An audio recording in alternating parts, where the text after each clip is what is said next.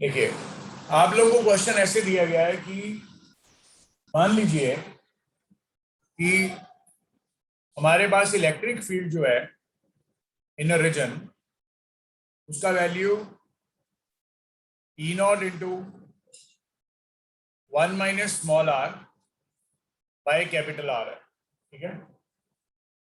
और R being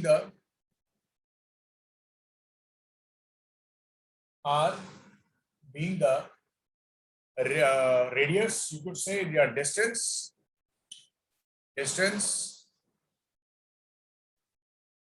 from the center of a circle, और capital R जो है बेटा वो तुम्हारे पास है रेडियस ऑफ अ सर्कल। और तुम्हें क्वेश्चन क्या दिया गया है कि तुम्हारे पास ये कोई सर्कल है और यहां से इलेक्ट्रिक फील्ड दिया गया है कि ऐसे पास कर रहा है, ओके, इलेक्ट्रिक फील्ड ऐसे पास कर रहा है। तो तुम्हें बताया जा रहा है कि बताओ इलेक्ट्रिक फ्लक्स की वैल्यू क्या आएगी। Find electric flux.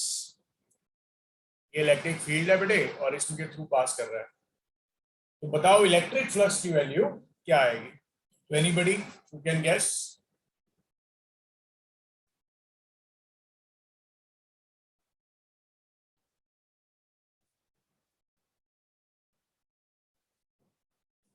देखिए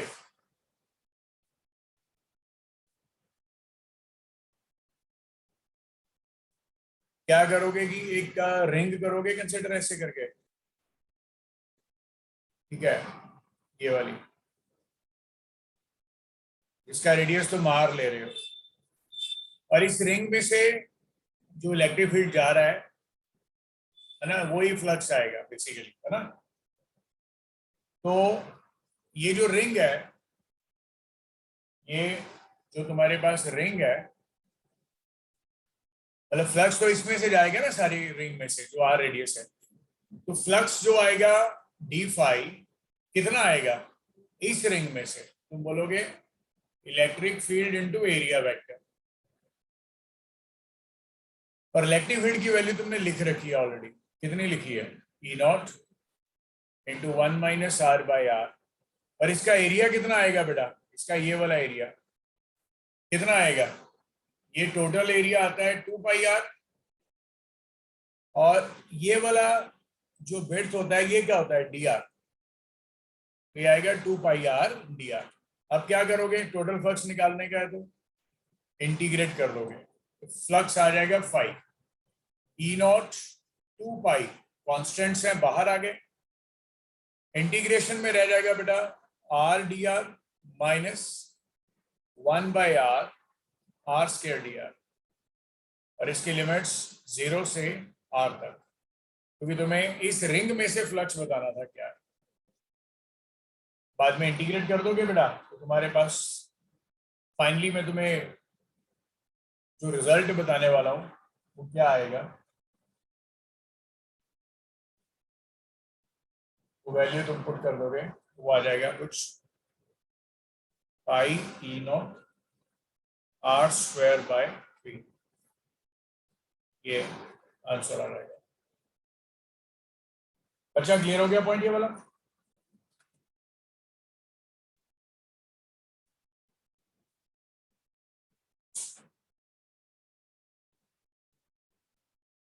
बच्चों ये पॉइंट क्लियर हो गया? बताओ बच्चों जल्दी जल्दी, फ्लक्स के बारे में पता लग गया कैसे किया हमने?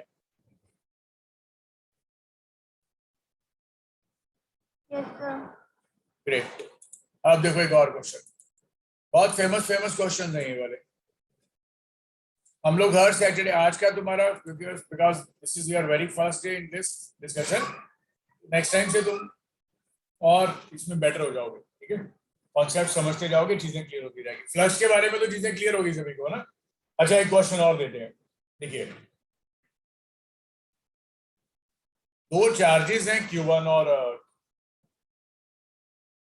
ये माइनस Q2 चार्ज है, प्लस Q1 है, और यहां से बेटा इलेक्ट्रिक फील्ड निकलेगा, पॉजिटिव चार्ज से निकलेगा और नेगेटिव चार्ज पे मिलेगा, और ये एंगल अल्फा है और ये एंगल बीटा है।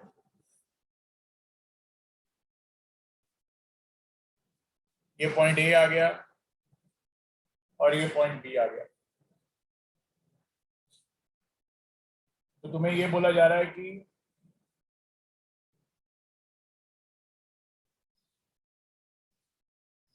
Find beta,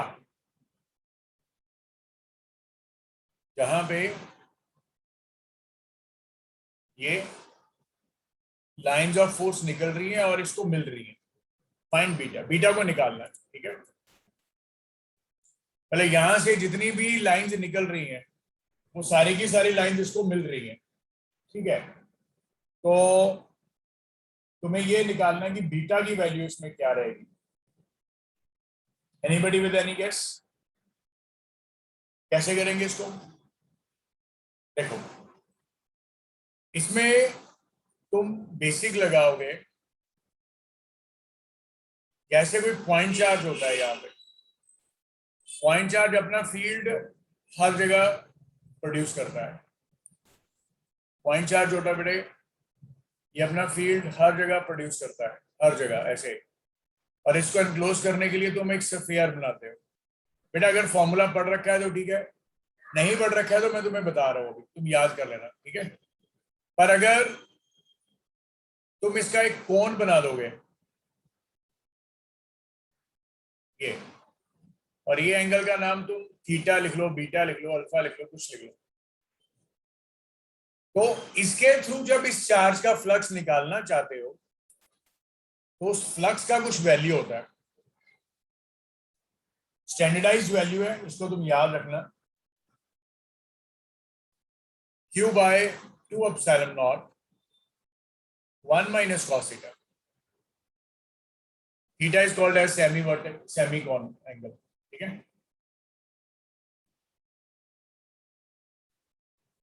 Q by 2 epsilon naught 1 minus cos theta is the answer, ठीक है। For the flux to be gone up to angle semi-vertical angle theta. तो यहां से जितना भी फ्लक्स यहां से एंटर कर रहा है, बेसिकली तुम्हें सिर्फ अल्फा एंगल तक, है ना, ये देखो, ये भी थीटा है तो ये भी थीटा ही है।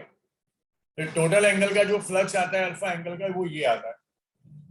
तो तुम ये बोलोगे बेटा, इसमें तुम ये बोलोगे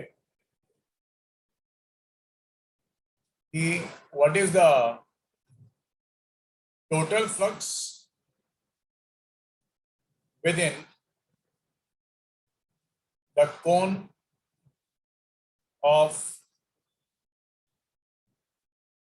half angle alpha। तो वो तुम लिखोगे ये वाला फॉर्मूला, यहां पे अल्फा एंगल है, हाफ एंगल कोण बन रहा है ना ये वाला, देखो यही से। और बेटा similarly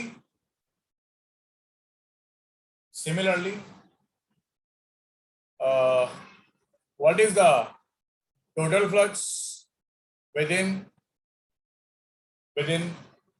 half angle beta? Beta में कितना है उसका नाम तुम phi2 रख दोगे।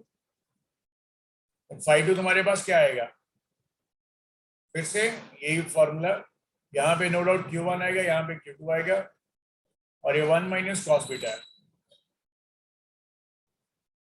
और तुम्हें ये क्वेश्चन में दे रखा था कि at all alpha electric field lines are entering at beta, मतलब जितनी फील्ड लाइंस अल्फा के विदिन निकली हैं वो सारी बीटा एंगल पे पहुंच रही है इसके पास, वही जबरदस्ती नहीं, ठीक है। सो फ्लक्स इस वजह से सेम आएगा, क्योंकि अभी दिया गया है, ये गिवन है कि एट ऑल अल्फा पे सारी लाइंस बीटा एंटर कर रही हैं। तो Q1 by 2 epsilon naught 1 minus cos alpha is q2 by 2 epsilon naught 1 minus cos beta. 2 epsilon naught तो कट जाएगा और ये आ जाएगा q1 by q2 बीटा. मैं सीधा लिखता हूँ आंसर, ठीक है. Beta is equal to cos inverse bracket 1 minus q1 by q2 1 minus cos alpha. बस इसको रीअरेंज किया, कुछ नहीं किया. I hope you have understood this concept. Okay, अगर तुम इसको ड्राइव करना चाहते हो कि फ्लक्स का फॉर्मूला क्या है तो मैं तुम्हें करवा देता हूं.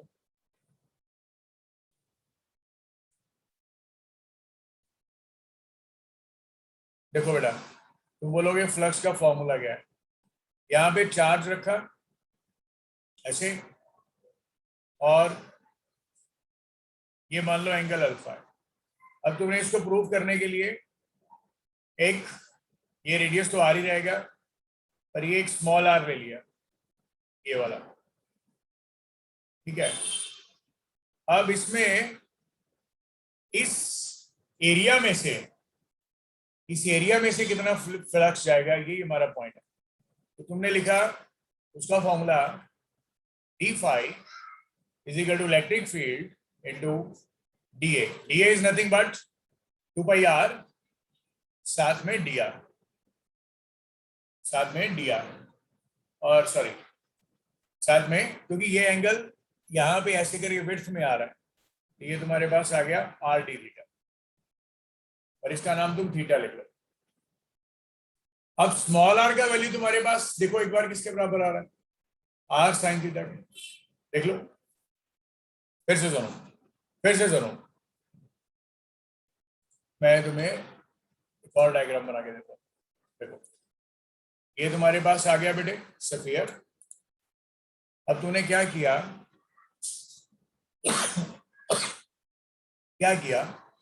तुमने बोला गया ये कोन है,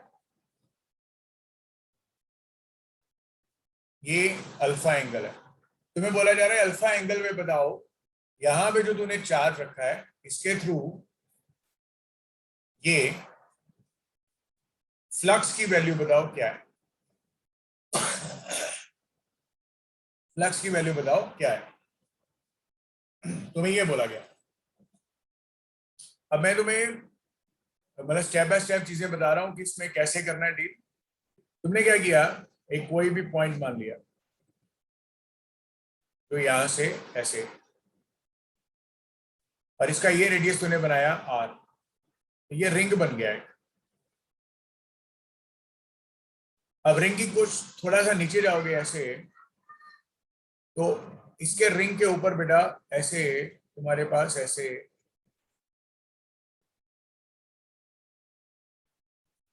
ये रिंग बन जाएगा. अब रिंग की कुछ ना कुछ विड्थ भी आएगी ना, ये वाली. अब ये विड्थ कितनी आएगी, आर डी थीटा, क्योंकि ऐसे करके सर्कल तो है ही ऐसे करके, पर ये विड्थ भी तो आएगी ना आर डी थीटा, क्योंकि आर एंगल है और ये डी थीटा. और ये जो रिंग का रेडियस तूने बनाया ये स्मॉल आर है, और ये एंगल का नाम तुम थीटा लिख लो. तो स्मॉल आर किसके बराबर आ रहा है, आर साइन थीटा के. तो यहां से चल ऐसे निकालते हैं सबसे पहले, लाइक फ्लक्स को बाद में निकालते हैं, उसको रीअरेंज करके वैल्यूज को भी निकालते हैं, ठीक है. तो ये एरिया आया तुम्हारे पास, डीए एरिया आ गया. अब तुम बोलोगे कि डीए का वैल्यू किसके बराबर आया, स्मॉल आर का वैल्यू पुट करो. यहाँ पे कितना आया, ये आया 2 pi R square sine theta D theta. अब तुम बोलोगे इंटीग्रेट करते हैं. जब तुम इंटीग्रेट करोगे तो एरिया का तो इधर ए आ जाएगा, ठीक है. 2 पाई आर स्क्वायर तो बाहर आ जाएगा, और sign theta D theta, sine theta का इंटीग्रेशन कहां से कहां, यहाँ पे थीटा 0 होगा और यहाँ पे ये थीटा का वैल्यू अल्फा होगा. यहाँ से एरिया कितना आ गया, ये आ गया जी 2 pi R square sine theta की इंटीग्रेशन माइनस कॉस थीटा 0 से अल्फा, ये तुम्हारे पास आ गया 2 pi R square 1 minus cos alpha, ये एरिया आ गया। अब मैं तुम्हें छोटा सा एक पॉइंट बताता हूँ, ये तुम लोगों ने सॉलिड एंगल की डेफिनेशन पढ़ी हुई है। सॉलिड एंगल की डेफिनेशन में तुमने ये पढ़ा हुआ है कि सॉलिड एंगल को हम लोग ओमेगा लिखते हैं, जो होता है area bye square of the radius. Area bye square of the radius. Area कितना आ गया, ये 2 pi R square by radius का स्क्वायर, रेडियस तो आ रही है स्क्वायर का, तो ये आ गया 1 minus cos alpha, R square cut गया। So this is the omega solid angle 2 pi 1 minus cos alpha, ये आ गया, ठीक है। तो this is called as the relation between omega and alpha. अब नाउ जब तुम पॉइंट चार्ज लेते थे तो पॉइंट चार्ज के कारण तुम क्या बनाते थे, स्फीयर। स्फीयर के लिए तुम सॉलिड एंगल लोगे और उस सॉलिड एंगल की वैल्यू 4 पाई स्टीरेडियन होती है, ठीक है।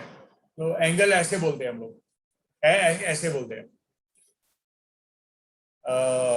अगर 4 पाई स्टीरेडियन है पूरे का पूरा, तो फ्लक्स का वैल्यू तुम क्या लिखते हो, क्यू बाय एप्सिलॉन नॉट। और अगर उसका वैल्यू 1 है तो फ्लक्स का वैल्यू क्या आएगा, q by 4 pi epsilon not. और अगर इसका वैल्यू ओमेगा है तो फ्लक्स का वैल्यू क्या आएगा, वैल्यू पुट कर दोगे q by 4 pi epsilon not into 2 pi 1 minus cos alpha, जो अभी करवाया था। ये कट गया, इधर 2 आ गया, यहाँ पे बेटे फ्लक्स का वैल्यू तुम्हारे पास आ गया q by 2 epsilon not 1 minus cos alpha. Is it clear everybody? बच्चों क्लियर हो गया आखिरी? ये बहुत इंपॉर्टेंट रिलेशन है, ये वाला याद रखना। ये सॉलिड एंगल होता है, जैसे जैसे तुम्हारे पास एक बॉडी जो होती है, अगर बॉडी क्लोज्ड सर्कल बनाए या क्लोज फिगर 2 डायमेंशन में बनाए तो 2 पाई रेडियन होता है एंगल, 2 पाई रेडियन एंगल होता है। और अगर वही जो बॉडी है 3D में आ जाए तो अब वो सॉलिड एंगल बनाती है, तो उसका वैल्यू तुम्हारे पास स्टीरेडियन होता है, स्टीरेडियन। उसका वैल्यू क्या आता है बच्चे, स्टीरेडियन।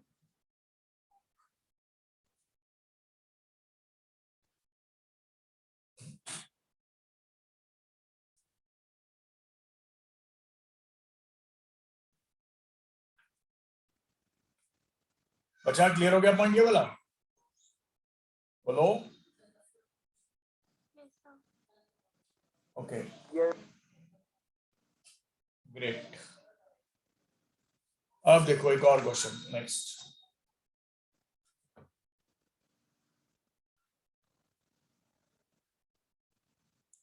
देखो एक हम लोग क्वेश्चन जो है वो कैपेसिटर से करते हैं। ये पहले वाला हम लोगों ने एक तरह से इलेक्ट्रोस्टैटिक्स में कर लिया, और ये 2 क्वेश्चंस कर लिए हमने इलेक्ट्रोस्टैटिक्स में से। अभी कैपेसिटर्स में से एक क्वेश्चन करते हैं। मतलब मेरा अप्रोच रहेगा कि मैं आप लोगों को थोड़ा सा इसमें मैथमेटिकल काम कराऊं। ये जो सैटरडे वाली क्लास है, चाहे मेडिकल है चाहे नॉन मेडिकल है, तो गिने चुने क्वेश्चंस करेंगे हम लोग, ठीक है। गिने चुने अच्छे अच्छे क्वेश्चंस करेंगे, तो उसमें आपका थोड़ा माइंड अच्छे से चलेगा, पर कंडीशन ये रहेगी साथ साथ में रिस्पॉन्ड करना। देखिए हमें कैपेसिटर में पैरेलल प्लेट के बारे में बहुत जबरदस्त वे में पता है। ये कैपेसिटर होता है, कैपेसिटर की पैरेलल प्लेट कैपेसिटी होती है epsilon not A by d, ऐसे ये फॉर्मूला आता है। और इसके अक्रॉस तुम्हारे पास पोटेंशियल डिफरेंस होता है एक्स वाई करके, ठीक है। अब हम लोग इसमें क्या करने वाले हैं मैं तुम्हें बताता हूं। Now let's check out. अगर तुम पैरेलल प्लेट कैपेसिटर को अगर तुम कोई डाइलेक्ट्रिक डाल देते हो तो उसकी कैपेसिटी जो होती है नई वाली अगर फुली फिल्ड है, के कांस्टेंट है, तो इसका वैल्यू के टाइम्स सी हो जाता है, के टाइम्स सी नॉट, ठीक है, क्योंकि डाइलेक्ट्रिक कांस्टेंट आपने लगा दिया, डाइलेक्ट्रिक कांस्टेंट। पर अब जो तुम्हें मैं समझाने वाला हूं, अब डिस्कशन क्या है। क्वेश्चन ऐसा है कि हमने एक डाइलेक्ट्रिक को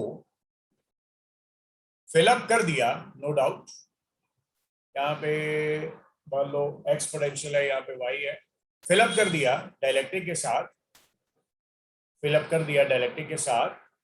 पर इसमें क्योंकि तुम्हें पता ही है, के लिखो या एप्सिलॉन आर लिखो, ये दोनों होते तो सेम ही है, के लिखो या एप्सिलॉन आर लिखो, ये होते तो सेम ही है।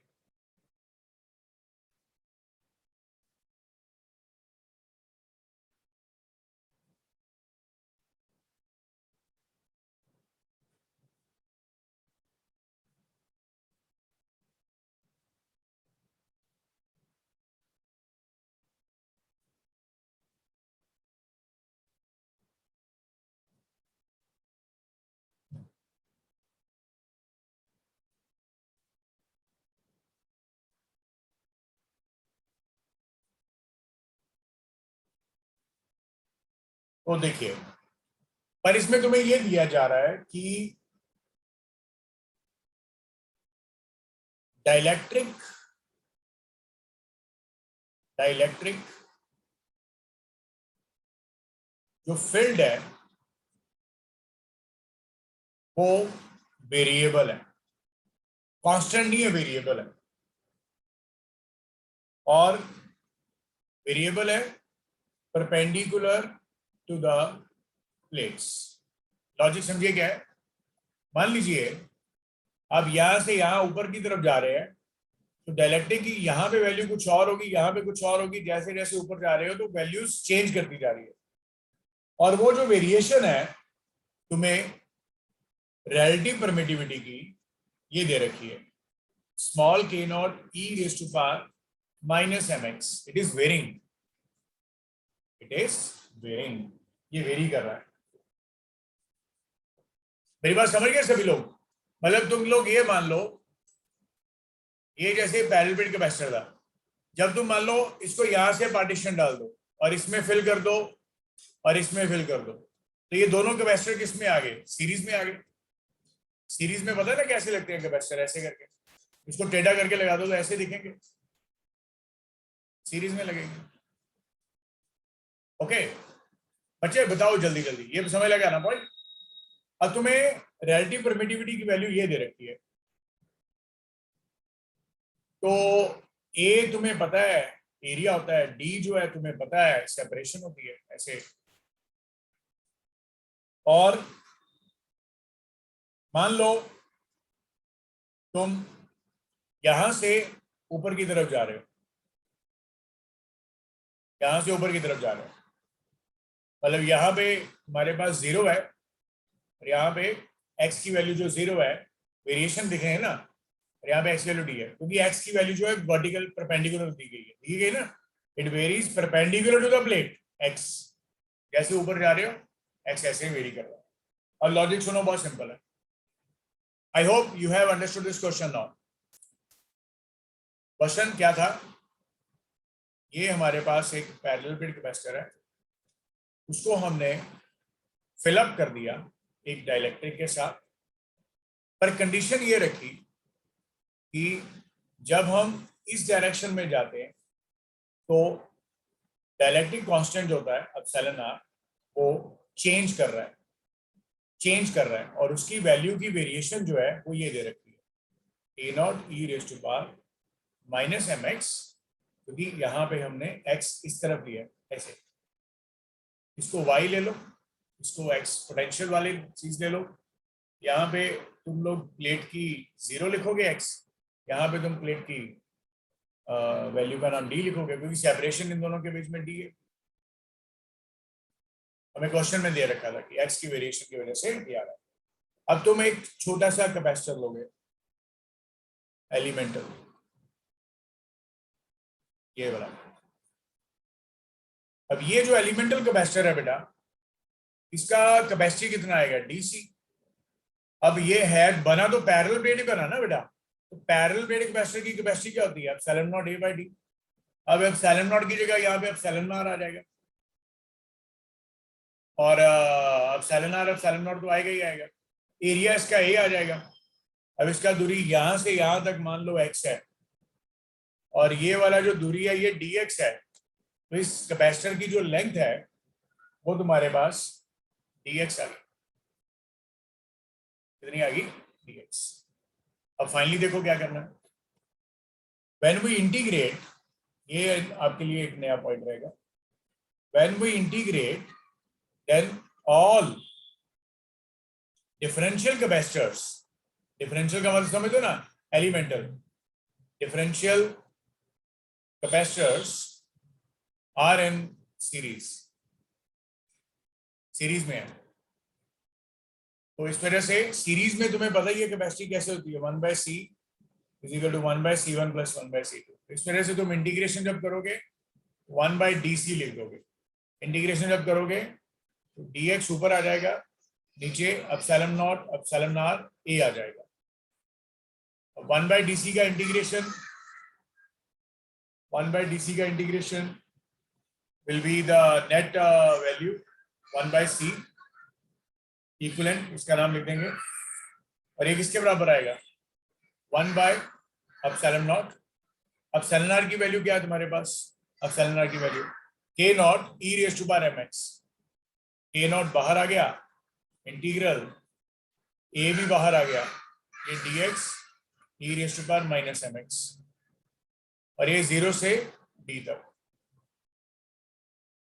तो यहां से c इक्विवेलेंट कितना आ गया, 1/एप्सिलॉन naught k naught a integral e raise to power mx dx। कहां से लेके कहां तक बेटा, 0 से लेके d तक।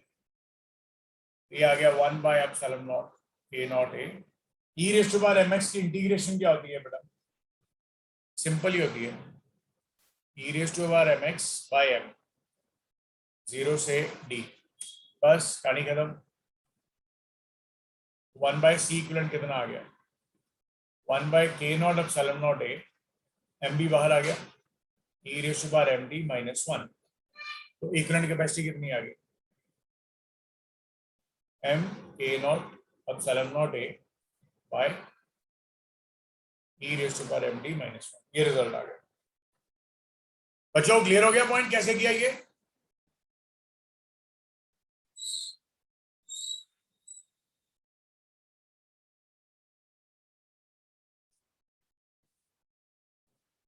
बेटा क्लियर हो गया ये वाला पॉइंट, ओके ग्रेट। अच्छा अब एक और क्वेश्चन देखो क्या है, एक और क्वेश्चन करते हैं। क्वेश्चन है कि तुम्हारे पास ना इसमें एक सेल है, और ये 40 ओम है, ये मैंने पहले क्लास में भी कराया हुआ है, ये 10 ओम है, और ये 20 ओम है, और ये 20 वोल्ट है,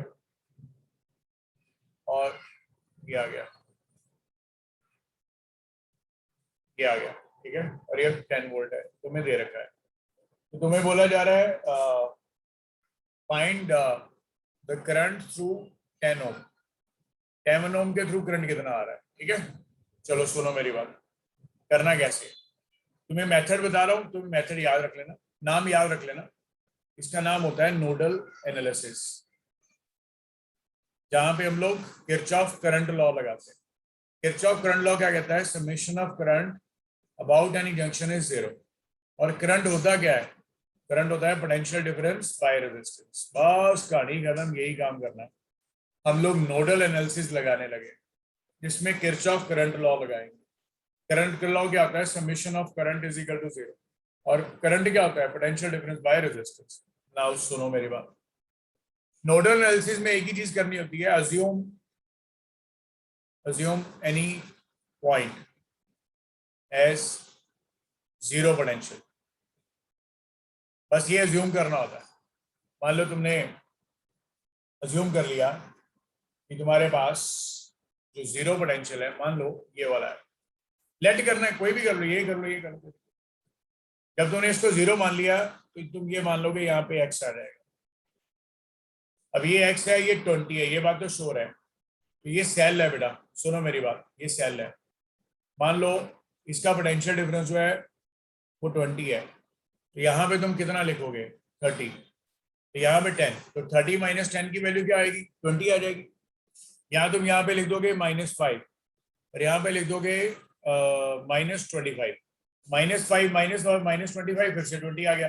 भले ये वैल्यू कुछ भी आ सकती है, पर डिफरेंस की वैल्यू कभी चेंज नहीं आएगी. भले अगर तुमने यहाँ पे नेगेटिव साइड पे x लिख दिया है तो ये बात पक्की है कि ये 20 + x आएगा.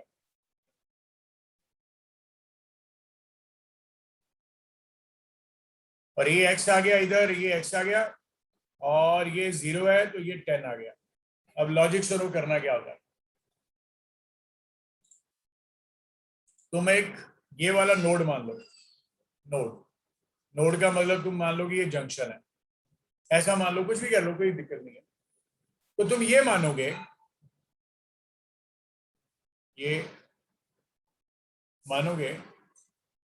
कि सारा करंट इधर से इधर को जा रहा है, इधर जा रहा है और इधर जा रहा है. मतलब इसका नाम 1 2 3, और इन सभी करंट्स का जो सम आएगा 1 2 3 का, ये 0 के बराबर आएगा. ये लिखा तुमने, ठीक है. अब देखो लिखना कैसे है. करंट का वैल्यू क्या होता है? Potential difference by resistance. बस कहानी खत्म.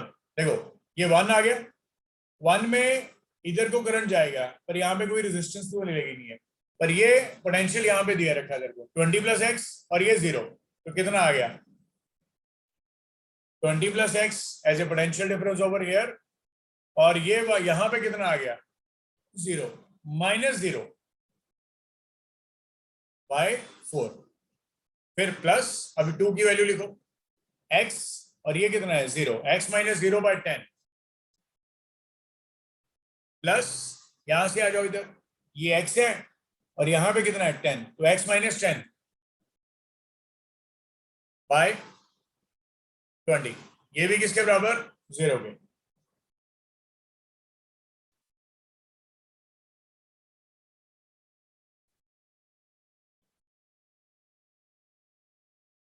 ओके. यहां पे तुम क्या करोगे? यहां पे x की वैल्यू निकालो, जल्दी जल्दी निकालो. कितनी आई? ये आ गई 20 + x by 4 + x by 10 + x - 10 by 20 = 0. तो ये तुम्हारे पास 20 आ गया एलसीएम, ये आ गया 5, ये आ गया 100 + 5x + 2x + x - 10 = 0. एक बार बेटा मैं करा ही रहा था क्वेश्चन, एक बच्चा 20 इधर डिवाइड किया, 0 है, इसको इधर ले गया, यहाँ पे उसने 200 लिख दिया था. ये गलती ना करना.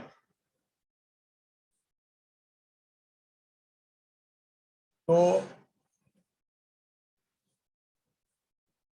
कैलकुलेशन करके देखो क्या रिजल्ट आ रहा है.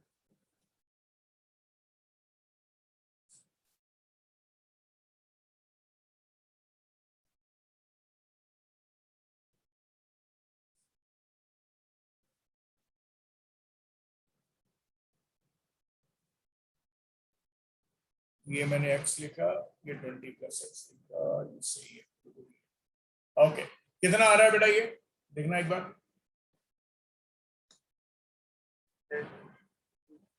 x का वैल्यू क्या आ रहा है बेटा?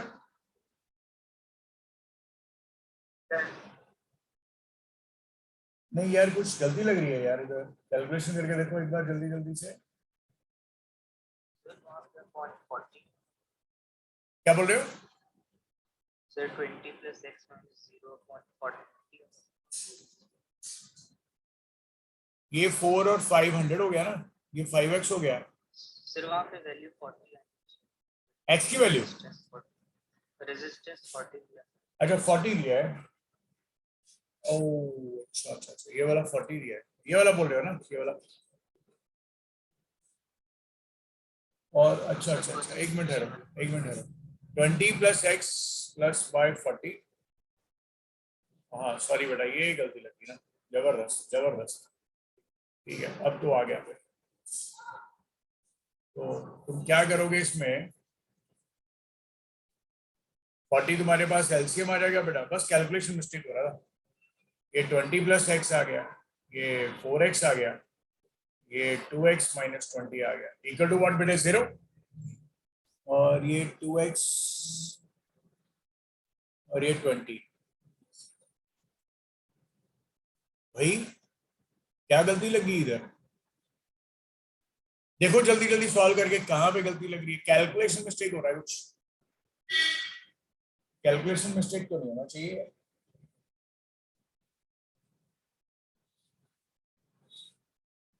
एक्स का वैल्यू 20 आना चाहिए। देखो एक बार क्या गलती लग रही है यहाँ पे मैंने इसको एक्स मान लिया था, ये एक्स है तो ये कितना आया 20 प्लस एक्स, तो डिफरेंस 20 आ जाएगा। तो 20 प्लस एक्स माइनस 0/40, ठीक है लिख दिया।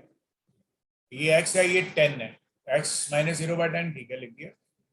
ये 0 है, ये 10 है, ये 10 है, तो ये एक्स है, एक्स माइनस 10/20, ये 20 ओम दे रखा है, बिल्कुल ठीक कर रहे हैं यार, क्या दिक्कत आ रही है। 40 लिख दिया, एलसीएम लिख दिया। पहले वाले का 20 प्लस एक्स ही आएगा, दूसरे वाले का 4x आ जाएगा, तीसरे वाले का 20 है तो 2 आ गया, 2x माइनस 20। ठीक है,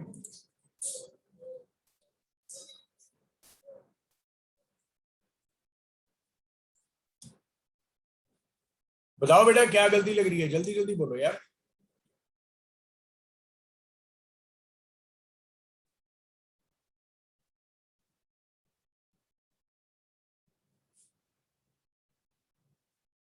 कहाँ पे गलती लग रही है, इसका जो आंसर है मैं तुम्हें बता देता हूं कि, अच्छा तुम्हारे पास ठीक तो है यार, x का वैल्यू 0 आ रहा है, देख लो x का वैल्यू तुम्हारे पास क्या आ रहा है, 0 आ रहा है।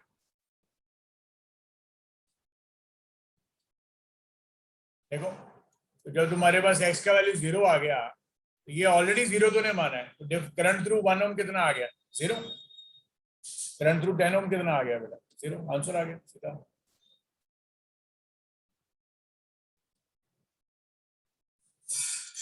करंट टू 10 ओम देख सकते हो, 0 माइनस 0/10, तो करंट इज 0। क्लियर हो गया बच्चे, क्लियर हो गया पॉइंट। Yes, sir.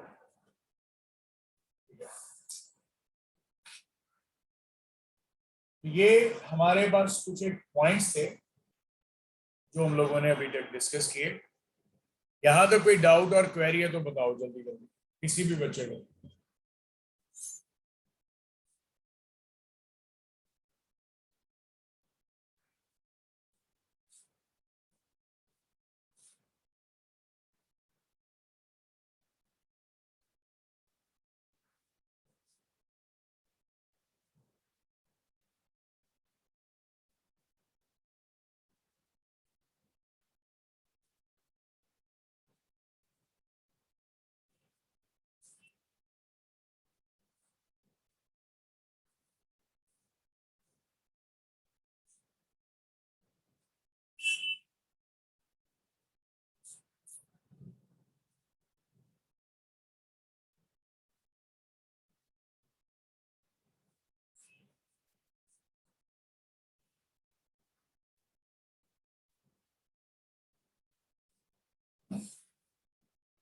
जल्दी जल्दी रिव्यू करो, फिर क्वेश्चन करते हैं एक और।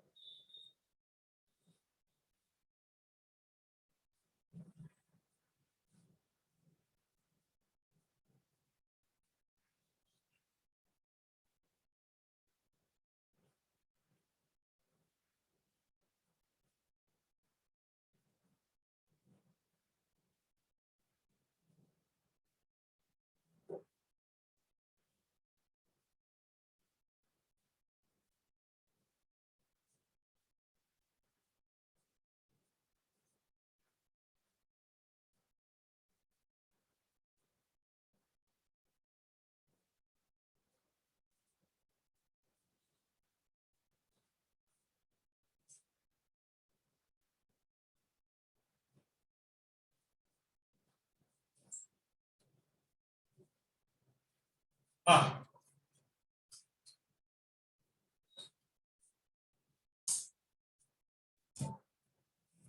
देखो बच्चों, एक और क्वेश्चन देखते हैं।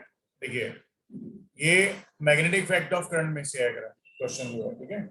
देखो क्या है, कहता है कि हमारे पास ना एक लॉन्ग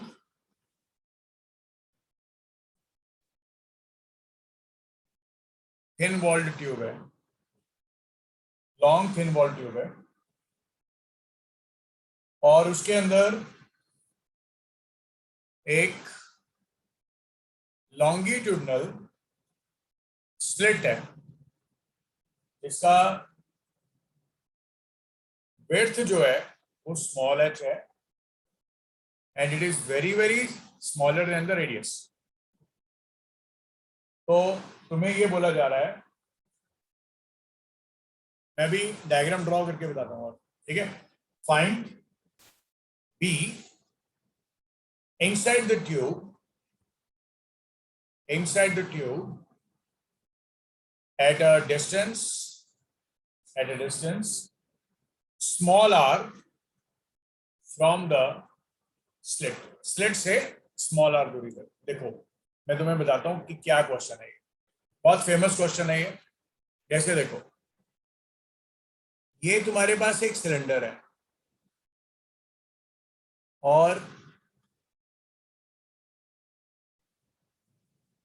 ये सिलेंडर है। अब सिलेंडर में तूने क्या किया कि सिलेंडर में तूने छोटा सा एक स्लिट बना दिया ऐसे,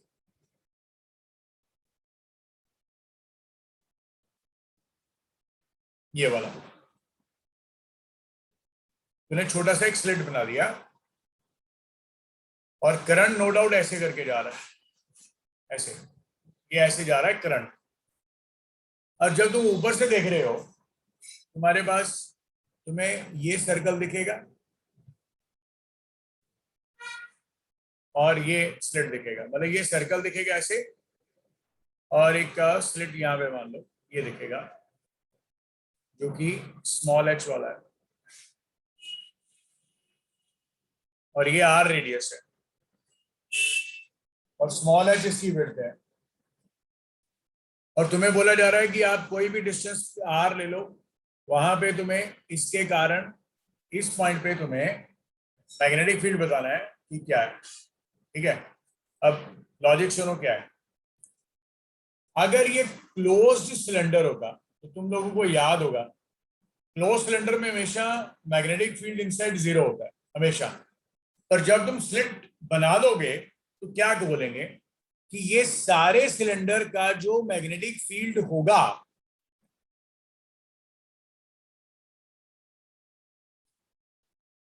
इस सारे सिलेंडर का जो मैग्नेटिक फील्ड होगा उसका वैल्यू कुछ होगा, तो वो equal and opposite to this slit के बराबर होना चाहिए, क्योंकि नेट आंसर हमेशा 0 आता है। बच्चों, ये पॉइंट क्लियर हुआ सभी को? मान लो ये क्लोज्ड, लॉजिक समझो, मान लो ये क्लोज्ड है पॉइंट, यहां पे तुम बोल रहे हो कोई वैल्यू 0 है। अब तूने क्या किया, तूने किया एक स्लिट बना दिया, तूने बोला ये पॉइंट पे बताओ क्या वैल्यू रहेगी, तो तुम बोलोगे इस सारे के कारण जो अगर यहाँ पे वैल्यू इस तरफ आई, लेट कर रहे हैं, तो इस स्मॉल के कारण इधर आनी चाहिए, ताकि नेट आंसर दोनों का क्या आ जाए, 0। नहीं समझे? क्या समझे बच्चों? ओ बच्चों, क्लियर हो गया? तो यहां पे हम लिखेंगे as due to the hollow tube, as due to the hollow tube, magnetic field inside is 0, so देखो, ये तूने ऐसे बनाया, इस सारे में से तुम्हारे पास ये जो करंट जा रहा है वो आई जा रहा है, सारे में से करंट जा रहा है आई, और कितनी लेंथ आएगी इसकी, 2 पाई आर, ये वाली, क्योंकि आर रेडियस है, 2 पाई आर लेंथ आएगी। और जो स्लिट है जिसकी विड्थ h है उसके थ्रू करंट जा रहा है IH, जो अगर तुम यहाँ पे स्मॉल पोर्शन ले लोगे ये वाला, तो डिवाइडेड बाय किसके साथ कर दोगे, h के साथ, तुम्हारे पास करंट ऑफ द स्लिट आ जाएगा, कितना आ जाएगा, I by 2πr into h। वैसे आना तो 2πr माइनस h था, पर h is very very smaller than r, उसको तुम 2πr ही लिख सकते हो। तो ये जो स्लिट है ये बेसिकली ये पोर्शन था स्मॉल, तो ये एक इनफाइनाइट कंडक्टर की तरह बन गया, इनफाइनाइट कंडक्टर। सो जो मैग्नेटिक फील्ड आएगा वो तुम देख पा रहे हो, ये जो स्मॉल h था इससे इस पॉइंट का दूरी क्या था r, ये आएगा μ0 बाय 4π 2 IH बाय r। बस आंसर आ गया, μ0 by 4π 2 times by r, IH का वैल्यू पुट कर दीजिए, I by 2πr into small h। ये आ गया बेटे μ0 IH by 2π square r into small r। Okay, बच्चा क्लियर हो गया ये वाला पॉइंट सभी को?